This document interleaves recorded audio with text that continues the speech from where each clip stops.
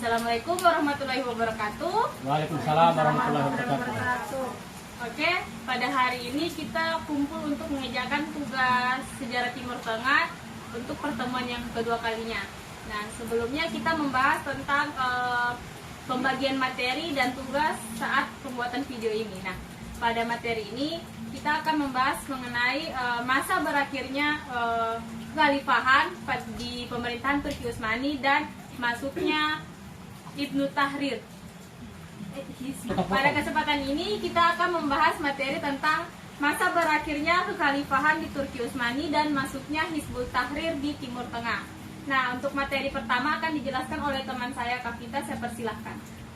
Tanggal 3 Maret 1924, Mustafa Kemal Pasha berhasil meruntuhkan masa khilafah Turki Utsmani.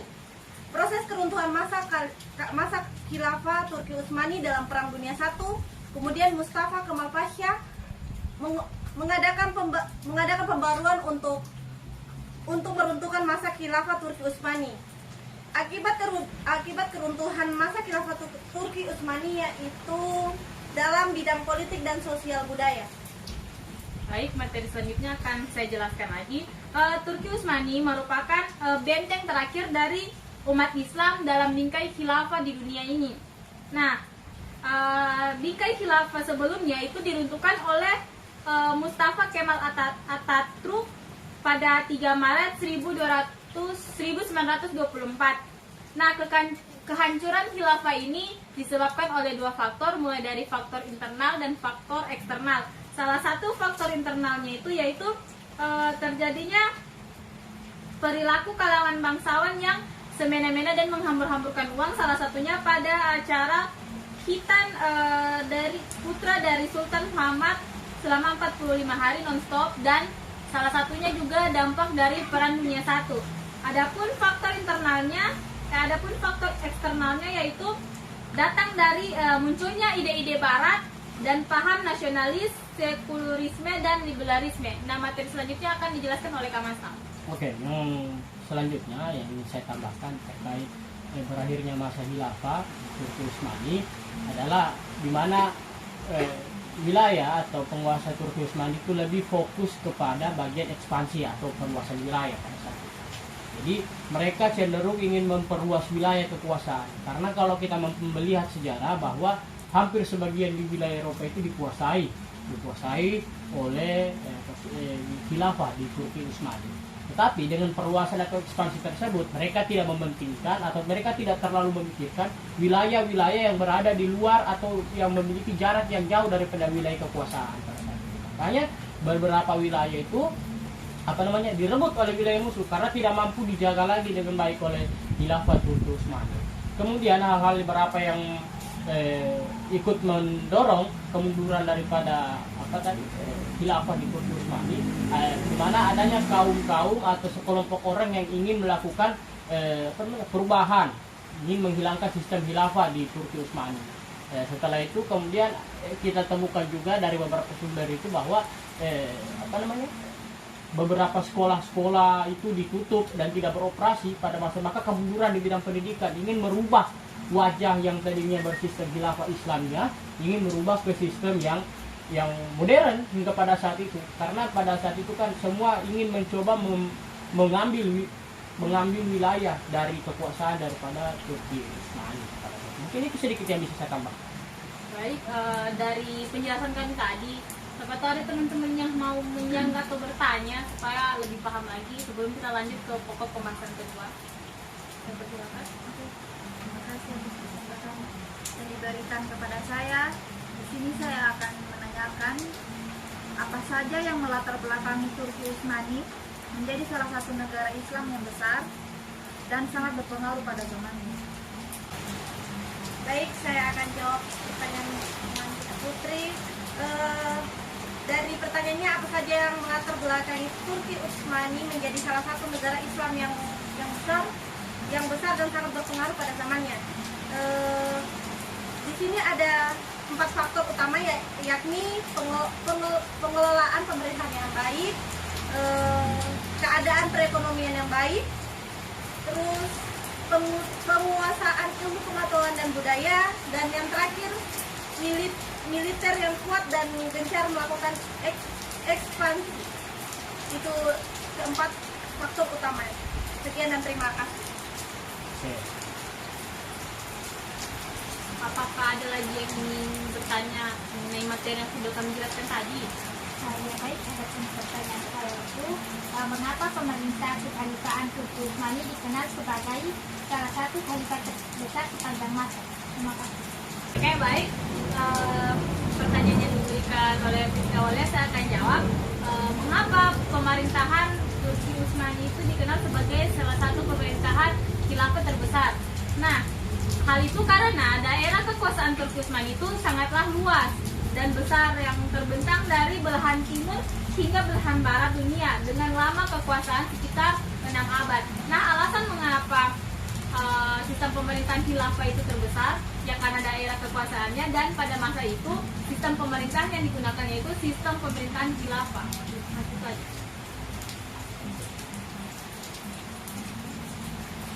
Saya sedikit menambahkan kenapa bisa menjadi yang apa tadi yang terbesar.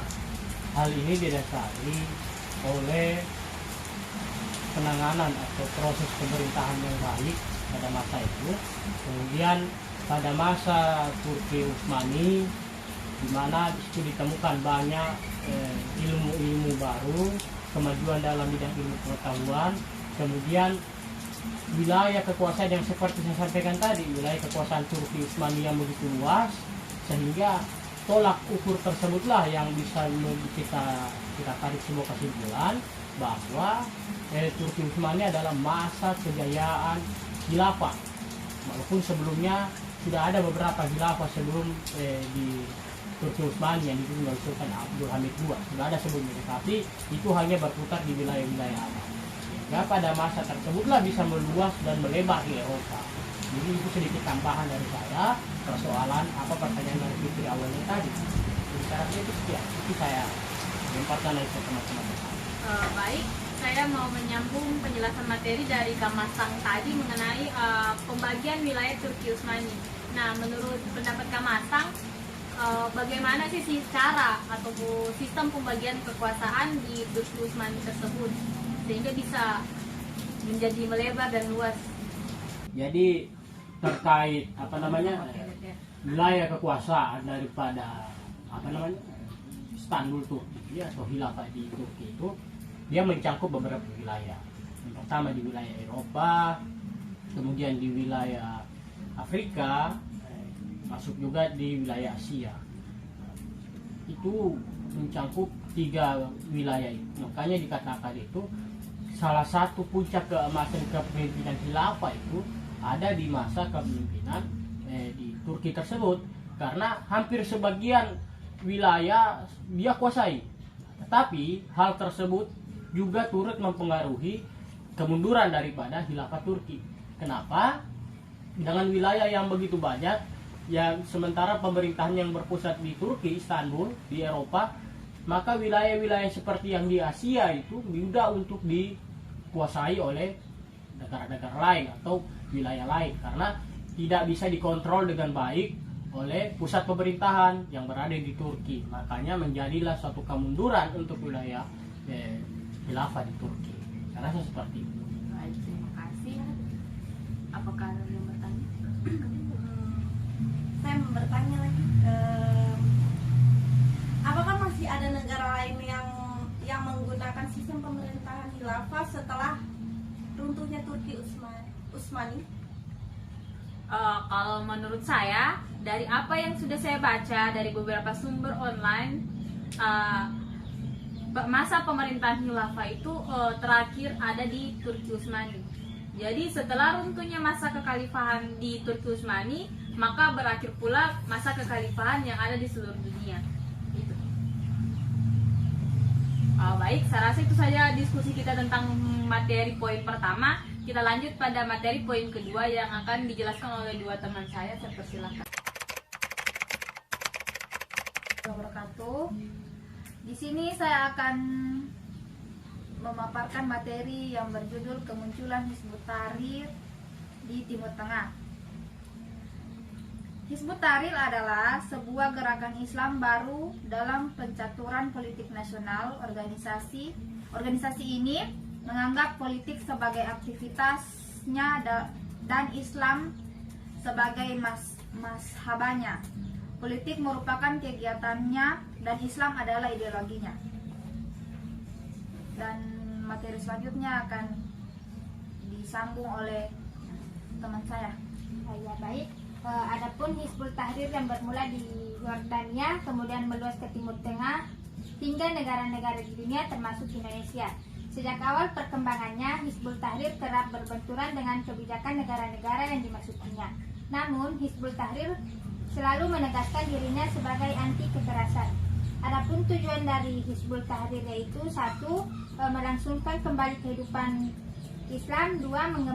Mengembang dakwah Islam ke seluruh penjuru dunia. Tapi di samping itu, untuk membangkitkan kembali umat Islam dengan kebangkitan yang benar melalui pemikiran yang tercerahkan, Hizbut Tahrir berusaha untuk mengembalikan posisi umat Islam ke masa kejayaan dan keemasannya. Itu saja pemaparan materi dari Hizbut Tahrir. Baik, terima kasih atas penjelasan materinya. Pertanyaan saya cukup singkat saja. Dari penjelasan yang diberikan kedua teman saya menanyakan sebenarnya apa itu Hizbut Tahrir, bisa dijelaskan? Kan inti pembahasan kita itu kan Hizbut Tahrir. Jadi apa itu Hizbut Tahrir? Itu saja. Oke, saya akan mencoba menjawab pertanyaan dari saudara Ita. Hizbut Tahrir adalah sebuah organisasi gerakan Islam baru dalam pencaturan politik nasional. Terima kasih. Baik, saya akan tambahkan jawaban dari teman saya yaitu Hizbut Tahrir atau Partai Pembebasan adalah organisasi politik pan-Islamis yang menganggap ideologisnya sebagai ideologi Islam yang tujuannya untuk membentuk khilafah Islam atau negara Islam. Baik, terima kasih atas jawabannya. Jadi Hizbut Tahrir ini intinya merupakan sebuah organisasi politik yang mempunyai asas atau ideologi Islam. Terima kasih. Apakah teman-teman lainnya mau bertanya juga mengenai Hizbut Tahrir ini? Saya ingin bertanya terkait apa yang coba disampaikan oleh kedua teman tadi soal materi Hizbut Tahrir. Yang pertama yang ingin saya tanyakan adalah bagaimana proses perkembangan daripada Hizbut Tahrir itu tersendiri. Kalau kita bicara proses tadi yang sampai saya sampaikan itu khilafah, ada puncak kejayaannya. Ya. Nah, kalau dalam Hizbut Tahrir ini, apakah dia juga ada masa kejayaan? Karena ada tadi beberapa poin yang teman-teman sampaikan itu bahwa ketika Hizbut Tahrir ini masuk ke suatu wilayah, suatu negara itu sering sering ada masalah antara paham tersebut, antara kelompok tersebut dengan negara yang ada. Termasuk juga di Indonesia kan ini pernah menjadi satu masalah. Jadi itu sedikit yang saya coba mau tanyakan kepada teman-teman penyaji persoalan materi di Hizbut Tahrir. Oke, terima kasih. Baiklah, saya akan menjawab pertanyaan dari Kang Astang. Pada tahun 1953, Hizbut Tahrir didirikan di Baitul Maqdis, Palestina, oleh imam pertamanya yaitu Taqi al-Din al-Nabhani. Sosok al-Nabhani ini sebelumnya pernah aktif di Ikhwanul Muslimin Yordania. Hizbut Tahrir dimaksudkannya sebagai partai politik independen yang juga mengkritik gerakan pan-Islamisme dan pan-Arabisme yang dianggapnya sebagai polemik bertele-tele tanpa membuahkan kesimpulan dan hasil. Hizbut Tahrir sendiri itu bermula di Yordania, kemudian meluas seantero Timur Tengah hingga ke negara-negara di dunia termasuk Indonesia. Sejak awal perkembangannya, Hizbut Tahrir ini kerap berbenturan dengan yang namanya kebijakan-kebijakan negara yang dimasukinya, karena beberapa negara yang dimasuki oleh Hizbut Tahrir ini mengandung ideologi, contohnya Indonesia mengandung ideologi Pancasila atau ideologi menghargai sesama agama, sedangkan Hizbut Tahrir ini mengandung ideologi Islam. Itu saja. Selanjutnya apakah ada tambahan? Saya persilahkan. Baik, saya akan menambahkan jawaban dari kita tadi.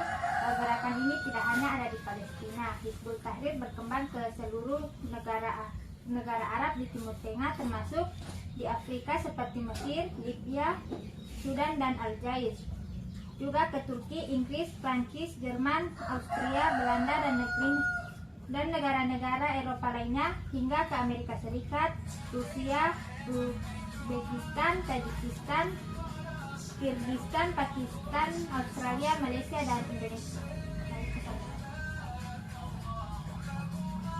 Saya tambahkan sedikit, Hizbut Tahrir ini saat ini sudah ditetapkan sebagai organisasi terlarang di beberapa negara selain di Indonesia, yaitu di Rusia, Kirgistan, dan Uzbekistan. Nah, Hizbut Tahrir ini dianggap sebagai organisasi terlarang mulai dari tahun 2004. Itu saja, terima kasih.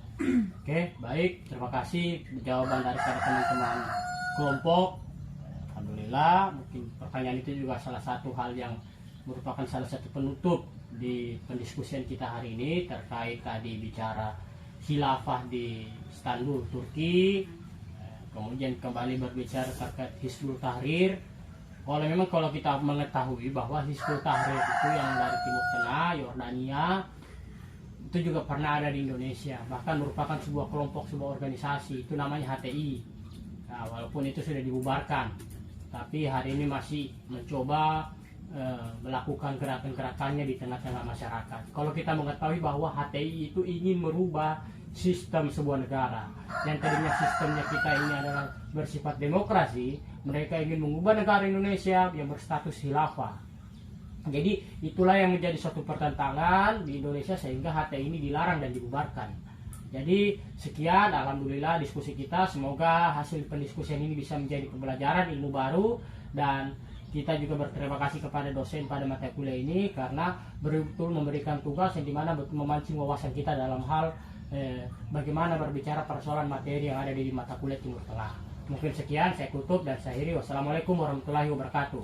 Waalaikumsalam warahmatullahi wabarakatuh.